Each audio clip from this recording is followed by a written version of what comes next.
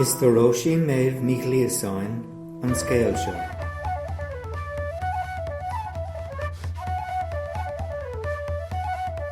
Lá Saoire. Hurrá! Sa Seán. Tá lá Saoire agam. Ní dhéanamh mé aon obair inniuh. Tá lá Saoire agam. Hurrá!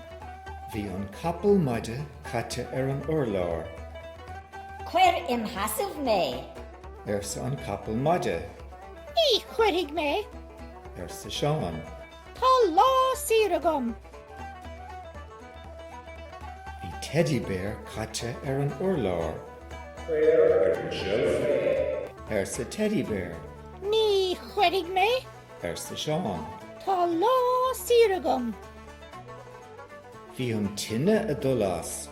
Cuir máin orm. Sa an tine. Ní chuirfidh mé. Sa Seán. Tá lá Saoire agam. Bhí an kittel folamh. Cuir isce anam. Sa an kittel. Ní chuirfidh mé. Sa Seán. Tá lá Saoire agam. Amach le Seán sa barc. Bhí an mada sa barc, agus é an lí faoin réin. Tá ag súperlam. Sa Seán leis. Ní thiocfaidh mé.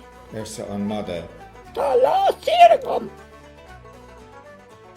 Bhí asal sa barc. Lid dom dollar marcíocht ort. Sa Seán leis. Sa an tasal.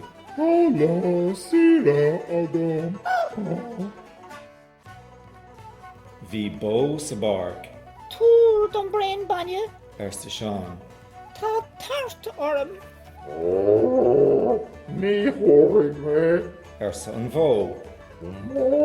Tá lá Saoire agam. Chuig Seán arás chun an tí. Chur sé món an tine. Chur sé isce sa gittal. Chur sé teddy bear an shelf.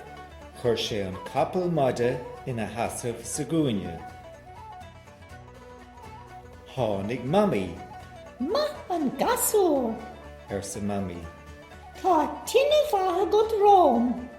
Déirigh mé cíiste milliis i ggóir an té.